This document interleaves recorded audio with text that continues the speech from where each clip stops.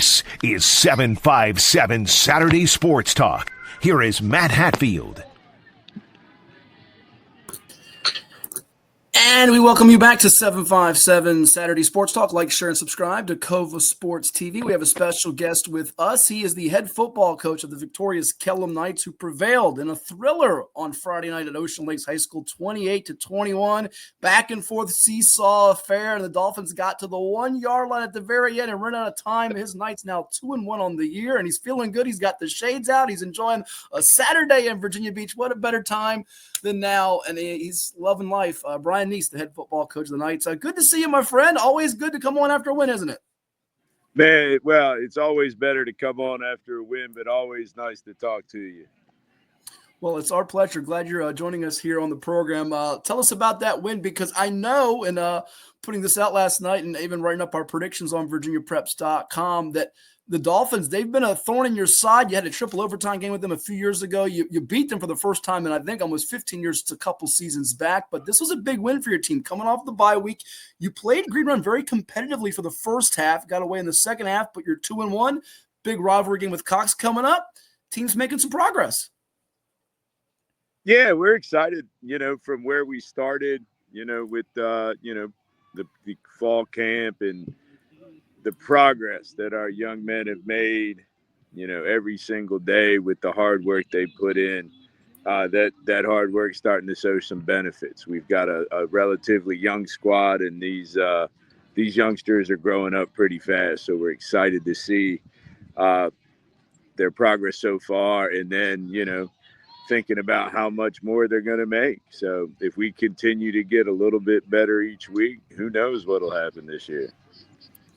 Tell me about this group. What kind of separates them from some previous teams you've had? And I know we'll dive into one of your standouts who I watched on the NFHS Network the very first week against First Colonial. I think he's one of the best junior receivers, not just in the beach, but the entire 757. And dare we say the state, as he's starting to pick up offers from various Power 4 schools. But it felt like you had a pretty good cohesive squad coming back. And I know you told me a couple seasons back, Matt, watch out. We've got some young linemen. They just got to grow up and develop. And you were liking that sophomore junior crop from a couple years ago. Are they starting to show some of that improvement in coming of age? Yes, sir. Like I say, we have only one senior on the O-line and 4 juniors, and they have absolutely worked their tails off. 3 of them are very competitive with our wrestling squad, and they go out there and just compete. We've got a junior offensive tackle, Max Galbraith. He's about 6'4.5", 270. Sam Frazier, tough wrestler who wrestles at 215. He plays the guard. Hayden Horsley, another heavyweight wrestler. He plays the center. Alexander Michaelishek is a guard, big old heavyweight wrestler. And then the senior on the line is Taylor Hare, true team player who's played tight end the last few years, but he decided that for the betterment of the team, he would move in and play that right tackle. So they're working real hard together, and the progress they've made gelling together and knowing how each one works, and that has been fantastic so far. Tell me about the bye week, because a lot of teams love it early. A lot of teams dislike it. Some hate it if you got to play 10 in a row, and the beach has 11 schools. It's now the issue the Bay Rivers is encountering with the change from Gloucester going from the peninsula to the Bay Rivers, that there's no out-of-district games. So I'm sure you can share a thought on that, like it or lump it. But the bye week comes for you early. You beat FC. You lose to Green Run. It felt like it was time well spent for you before the Ocean Lakes game. And if you're 1-1, season could go one or two ways. Big win for you last night. Take me through just the process and what you and your staff and your kids discussed going into that game. And now at 2-1, you have to feel like you're again taking steps here. Yeah, the bye week was actually in a perfect spot for us. This year in this little 2-year cycle, the week 3 bye week really worked out. Our quarterback went out with an ankle in the first quarter against Green Run, Mason Roach. And so it gave him that week to get his ankle back and going. We had another, couple kids dinged up. Gave us a chance to refocus, work on technique, get some guys healthy, fix some of the little tiny things that were causing us some problems, and, really, game plan and not just for, Ocean Lakes, but, we don't look ahead, but we practice techniques that'll help us later on. So we really were able to dive into details, and that really helped us out this week. We're chatting with Brian Neas. He's the head football coach of the Kellam Knights, now 2-1 overall before their key district tilt coming up with the Cox Falcons on September 26th, this coming Friday at Frank W. Cox High School in Virginia Beach. It is 757 Sports Talk, and it's powered by CoVA Sports TV. Like, share, and subscribe. His team had dropped 13 in a row to Ocean Lakes, broke through in 2022, had a triple overtime loss, a loss last year, and then winning a thriller on Friday night over the Dolphins on the road, 28-21. I watched the highlights of that last play, Coach.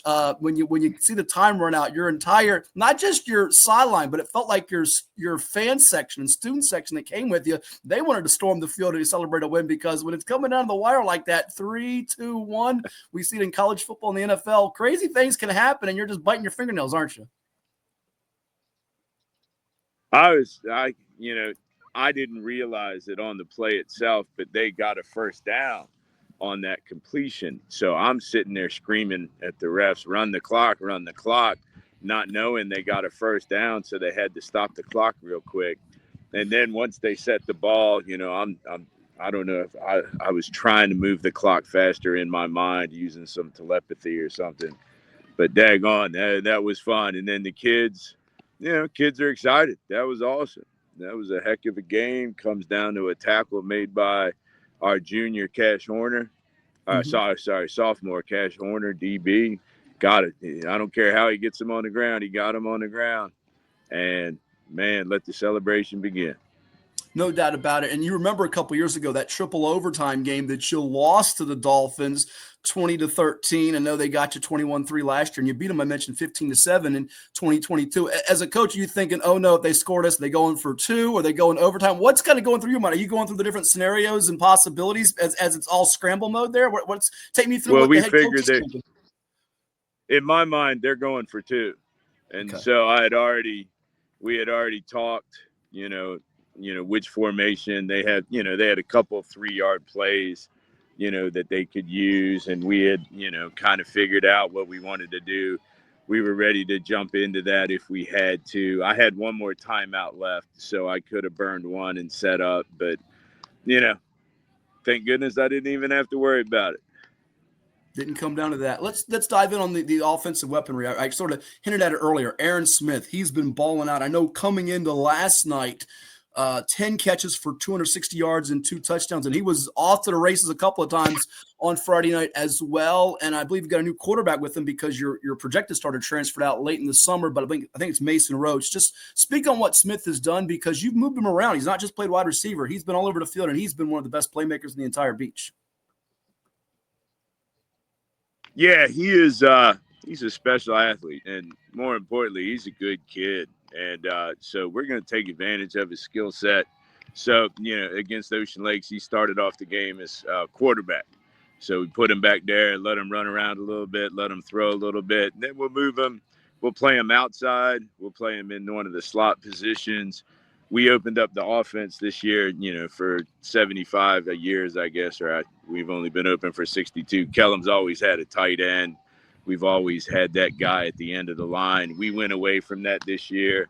We've got skill kids, and our receiving core, they're all fast enough. They all catch the ball, and they all, can make big plays happen. So we kind of modernized a little bit, changed the philosophy. We're spreading people out. We're taking advantage, counting the box. You give us a light box, we'll run. You give us a heavy box, we're going to get that ball sideways fast to one of the guys that runs real well. Our quarterback, Mason, he got some reps last year. He worked real hard in the offseason, showed really good leadership qualities, and he's done awesome. When he got hurt against Green Run, Drew McIntyre, our second quarterback, came in and did the same. Like I say, we are incredibly happy with the performance of our quarterbacks. Now, Aaron, he caught 2 touchdowns against Ocean Lakes. One, we don't even know how he did it. We threw a little end zone fade, and our Mason didn't quite put enough air on the ball, and we're all on the sideline going, oh, no, that's a pick. And then somehow Aaron he outcompeted the kid for the ball. And then his second touchdown was a nice dart screen. Got the ball out quick. Our other receivers on that side, McCoy Williams and Brady Morrow, made two excellent blocks, and he goes untouched, 50 some odd yards for a touchdown. He's a danger. Every time he touches the ball, you better have people there to make sure you get him on the ground. Otherwise, you're blocking an extra point. Yeah, and you've had some darn good football players come through the Kellam program even before you took over as head coach when Chris DeWitt was there. This Smith kid just hit his special. You see it right away on film. He's just a junior, and he's getting new offers, it seems, by the day. What do you tell him in terms of maximizing his potential and how he can get better? Because it feels like the sky is the limit for him, but he also can become just a dominant takeover player. His future is so bright, isn't it? You broke up a little bit there, but I think you're talking about offers and such for Aaron. Is that correct? Yeah, just talking about, he gets a new one every day, Coach, and it feels like, the sky is the limit for him, and he can still get better. Yeah. Oh, there's no doubt. We tell everybody, you ain't a perfect player yet. We don't have perfect players. We've got imperfect people trying to get better on a daily. So he's got things that he needs to work on. Our whole team has different things that we challenge them week by week to get ready to play. So it's, as good as he is now, and I think he's a pretty good player now, I don't think he knows how good he can be. One more guy I want to hit on with you here before we finish up on your matchup with Cox coming up. We're talking about Brian Neas, head football coach of the Kellam Knights, 2-1 after an exhilarating 28-21 road win over Ocean Lakes. Our guest here on CoVA Sports TV and 757 Saturday Sports Talk. Like, share, and subscribe. Your basketball coach, Norm Hassel, told me in the summer, he pulled me aside during the One Life Fitness Spring League and said, Matt, I'm going to introduce you to this young man named Brody McClellan. He's a baller on the football field. I know he had like 2 interceptions the first game or two for you, and he's a guy that's a two-way factor who's also been a key contributor, hasn't he?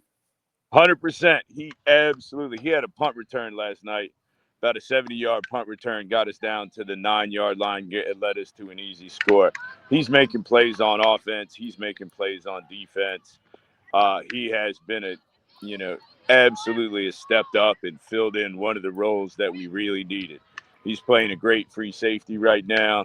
He's also, we put him opposite of Aaron, and if you're going to swing all that coverage over to Aaron, you better be prepared for that young lad to make you look bad on the backside.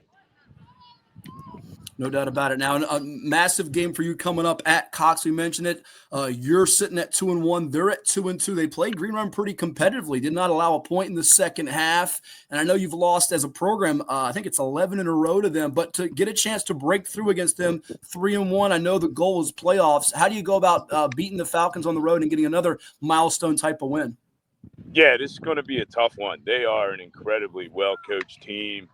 We see them every year in passing league.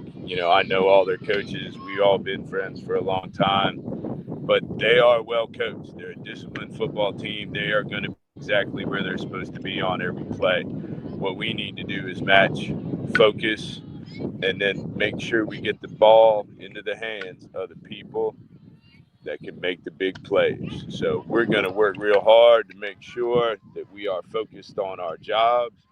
We're going to know what to do, and when we get there, we're going to make magic happen. He's the magic man, the maestro on the sidelines for the Kellam Knights, Brian Neas here as his team is 2-1, fresh off a 28-21 road win over Ocean Lakes. They've got Cox coming up again this Friday, September the 26th. Always a pleasure, my friend. We made sure Coach Young went on assignment so we didn't jinx you for next week, so we can't blame him. He had to go take care of some basketball duties now as the head coach at Smithfield on the hardwood, so he'll be back a little bit, but he said, tell Brian hello, send him my best, and congrats on the win, and don't blame me if I pick him and he doesn't win. So. Oh, no, that's no worries. And, hey, make sure you tell him congratulations for me. Always nice to see another old head get another chance. You bet. Well, hey, thank you for stopping by. Enjoy the rest of your weekend and the college football and pro football on the tube, and I'm sure we'll be chatting again soon. Yep. Well, right now I'm out. My daughter, 16-year-old, she plays softball for Kellam, so we're doing a little travel softball tournament here at the Princess Anne Athletic Complex. So I'm on dad duty, so no college football now, but something even more important. There you go. A proud papa here, Brian Neas, head football coach tonight over there at PAC, right next to the Sportsplex, who helps furnish our 757 Sports Talk right here on CoVA Sports TV. Stick around. We've got more coming your way. Coach will rejoin me here in a little bit. We've got our NFL picks for week number 3. Plus, we play something or nothing. It's all coming your way here, and you're watching 757 Sports Talk on CoVA Sports TV. Stick around.